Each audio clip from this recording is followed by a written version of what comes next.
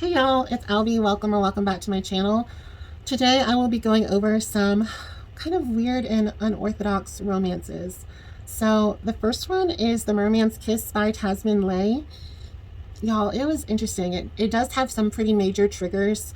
It starts off right on the bat on loss of pregnancy, and that is a major theme throughout the story. Our heroine is actually married to her husband, and they have had a few miscarriages even before the story starts, and it begins with, I don't know, I can't remember if she had a miscarriage at the beginning or if it was like she thought she was pregnant but she wasn't. So, infertility and miscarriages, those are definite triggers for this story. If that is something that triggers you, I would say just avoid it altogether because it is a recurring theme throughout the story.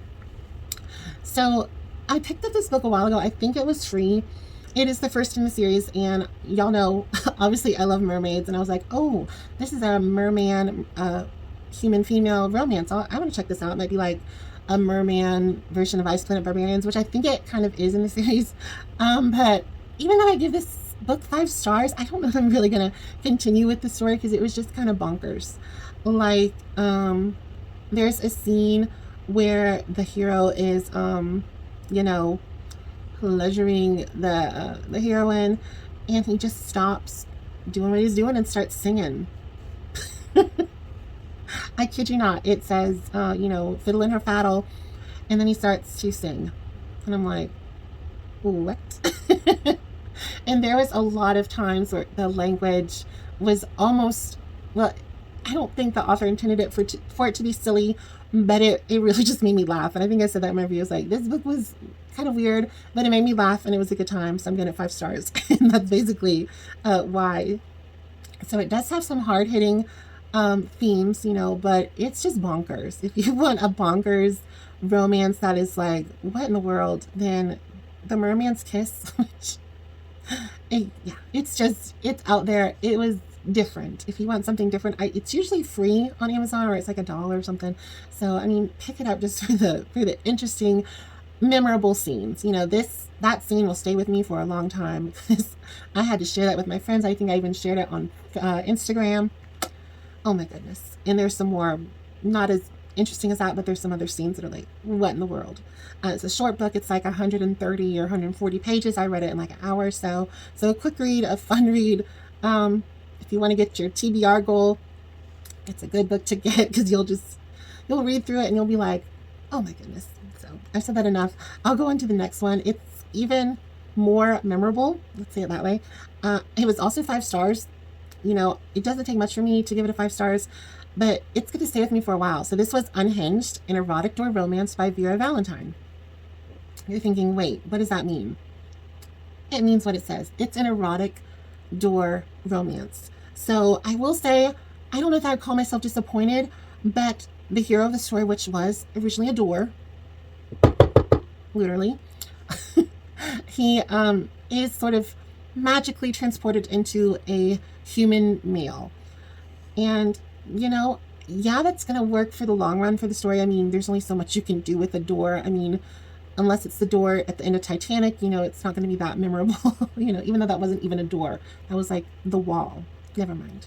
But, yeah, it was interesting. There was a subplot of like someone trying to unalive the heroine. So it's like silly shift of romance meets a Nora Roberts thriller. So that was interesting. And you know what? The hero had a heart of gold. There was some femdom that went on in the story. Like, I don't think it said who's my good door, but I think it should have.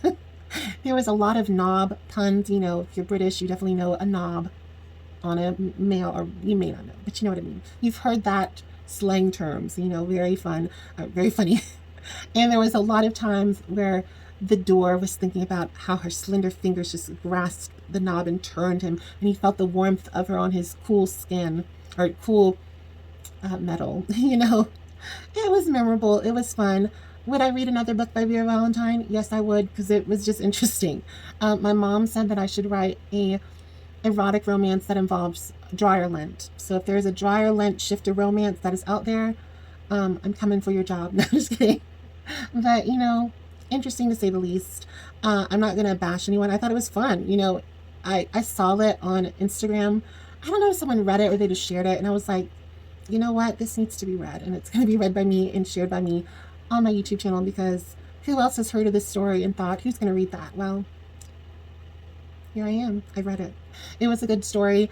Fun. I can't say too much. It was like 70 pages. So, you know, you can definitely read it in a day. Get that TBR goal set and ready with another book knocked out the way, which is always fun. And it was an interesting story. It's going to stay with me. It really is. So yeah, those were some weird or unconventional romances that I've read recently. Let me know, have you read either one of these? Are you intrigued by either one of these?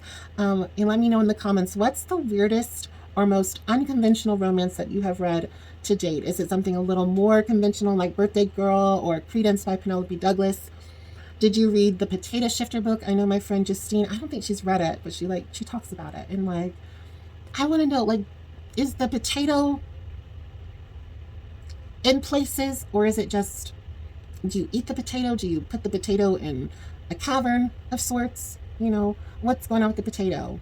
You know, I heard someone say that there is a cheese shifter romance in coming out this fall. I will be checking that out because I love cheese, you know.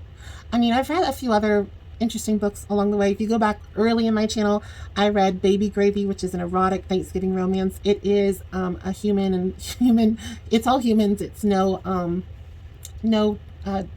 dressing or something that's a shifter. It's humans, but it was lovely. It was 32 pages of smutty fun.